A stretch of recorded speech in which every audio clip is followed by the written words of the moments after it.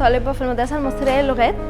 بدأت أجي المستشفى هنا عموما مع المدرسة، كنا بنيجي زيارات بعد مثلا أي فوتنج على تشاريتي ريتنج أو حاجة، كنا بنختار المكان هنا. فحسيت بعدها إن أنا مش عايزة أجي أتفرج وأجي أبص على المستشفى، لأ أنا عايزة أجي أشارك في حاجة زي كده، وعايزة أجي أنا أحط بصمتي هنا. الفكرة جت من ان هو نروح زيارة للمستشفى 57. طب قلنا طب وليه زيارة؟ ما احنا ممكن نروح نتطوع هناك ونشتغل وكده. اخترنا التمريض عشان هو حاجة مهدرة قوي في البلد، ان هي مش واخدة حقها.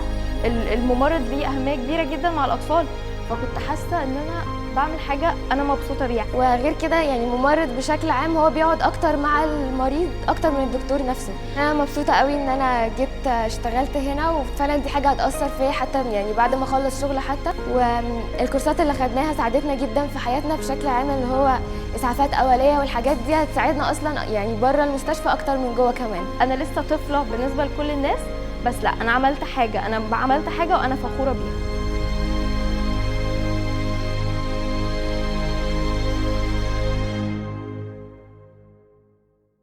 مؤسسة مستشفى 57 لعلاج سرطان الأطفال بالمجان. رحلة علم، هدف الحياة.